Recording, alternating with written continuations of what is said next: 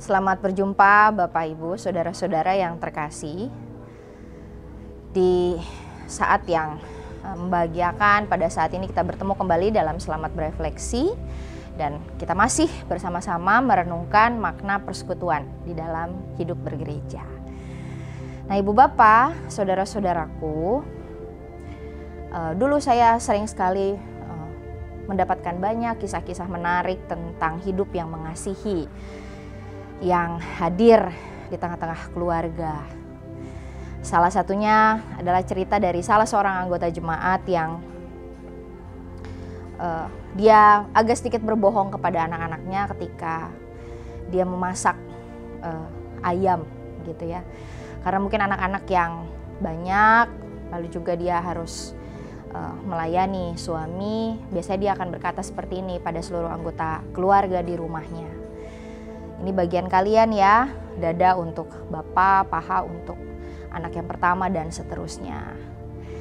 Dan kemudian dia akan mengambil bagian kepala atau bagian ceker untuk dia makan. Lalu anak-anak biasanya bertanya pada ibu ini, kenapa ketika mereka sebagai anak-anak mendapatkan bagian-bagian daging yang lebih besar, ibunya justru malah lebih memilih bagian ceker dan bagian kepala. Ibunya biasanya akan berbohong dengan mengatakan bahwa bagian itulah yang paling enak dan paling bergizi untuk dia santap. Tapi kita tahu bersama bahwa yang bersangkutan melakukan itu karena dia lebih mendahulukan suami dan anak-anaknya dibanding dirinya sendiri. Dia memberi dirinya bagi orang-orang yang dia kasihi. Nah, Ibu Bapak, saudara-saudaraku, ketika kita bersekutu di dalam gereja, kita menjadi anggota gereja, kita belajar untuk mengasihi, kita belajar untuk memberi diri kita. Hari-hari yang akan kita lalui ke depan bersama-sama kita akan songsong adalah kenaikan Yesus Kristus ke surga. Dan dalam minggu-minggu perjumpaan bersama dengan Yesus yang bangkit pada saat ini, bersama-sama kita merenungkan apa makna perjumpaan dengan Kristus yang bangkit itu dalam kehidupan kita sebagai murid-murid Tuhan. Nah, dalam kita merenungkan makna kasih dan hidup bergereja, kita bersama-sama kembali mempertanyakan secara mendalam pada diri kita. Sanggupkah kita terus memberi diri secara konsisten, secara terus-menerus kepada orang-orang yang ada di sekitar kita? Dan maukah kita belajar terus melalui teladan Yesus Kristus yang telah mati dan bangkit bagi kita, dan juga memperjumpakan dirinya kepada kita untuk belajar mengasihi Tuhan dengan segenap hati, jiwa, kekuatan, akal budi kita, dan mengasihi sesama manusia seperti kita mengasihi diri kita sendiri. Nah, ada sebuah nyanyian dalam Nyanyikanlah Kidung Baru 212, Sungguh Inginkah Engkau Lakukan. Dan salah satu baitnya, salah satu bagian refnya di situ berlirik begitu, jadilah suluh dunia. Nampaknya panggilan untuk mengasihi bagi orang-orang Kristen sangat luas, sangat besar sekali ya, menjadi suluh di tengah dunia, menjadi pelita di tengah-tengah dunia. Sebagaimana dikatakan oleh Kristus dalam Injil Matius. Tetapi apakah mudah untuk menjadi terang atau pelita bagi seluruh dunia ini? Pastinya tidak mudah. Nah, mungkin banyak yang tidak tahu, saudara-saudara, bahwa judul asli dari lagu itu adalah Brighten Your Corner, gitu ya. Jadi terangilah sudut-sudut rumahmu, gitu. Jadi sebagai orang Kristen, lagu itu mau bicara, mari kita memulai hidup yang mengasihi itu justru dari lokasi terdekat, lingkungan di mana kita ada.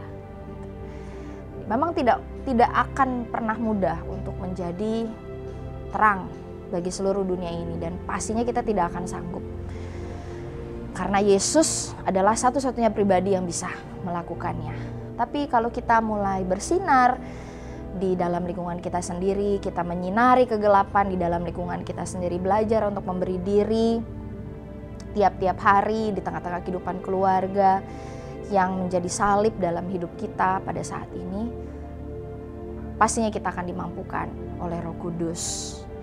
Jadi panggilan untuk hidup bergereja, panggilan untuk hidup mengasihi itu dimulai dari diri kita sendiri. Dimulai dari kita memaknai bagaimana kita merasakan cinta kasih Tuhan yang besar itu kepada kita.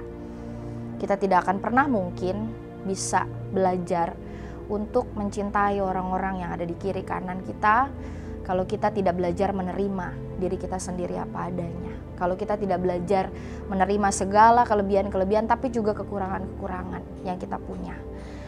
Ada begitu banyak orang dalam dunia ini, saudara-saudara, yang kesulitan untuk menerima dirinya apa adanya. Tapi itu saya pikir adalah salah satu prasyarat yang sangat penting untuk kita bisa membagikan kebahagiaan kepada orang-orang yang ada di sekitar kita. Nah, setiap orang mengalami persoalan dan pergumulan yang berbeda-beda. Setiap orang juga bertumbuh dalam kehidupan yang berbeda-beda. Setiap orang mengalami masa lalu yang berbeda-beda. Tapi satu hal yang menyatukan kita semua, kita sama-sama dipilih Tuhan, kita sama-sama dijadikan Tuhan dengan indah, dan kita sama-sama dikasihi oleh Tuhan. Jadi itulah yang mestinya menjadi bagian yang paling penting untuk kita sadari agar kita bisa memberi diri dan membawa kebahagiaan, mengasihi orang lain sebagai bagian dari tubuh Kristus. Jadi tidak usah berpikir hal-hal yang terlalu besar, Bapak Ibu Saudara. Mari kita belajar berkoinonia, belajar hidup bergereja dengan mengasihi orang-orang terdekat kita, dengan mengasihi keluarga kita lebih dulu, mengasihi suami, istri, orang tua, anak, mantu, cucu-cucu kita, tetangga kita, orang-orang yang ada bersama dengan kita di jemaat. Baru kemudian kita belajar untuk mengasihi orang-orang di luar itu, sehingga kemudian sungguh keluarga kita menjadi berkat dan juga kehidupan bergereja menjadi bermakna bagi kita. Selamat mengasihi Tuhan tiap-tiap hari, selamat mengasihi diri kita tiap-tiap hari, selamat mengasihi sesama kita tiap-tiap hari. Tuhan Yesus memberkati.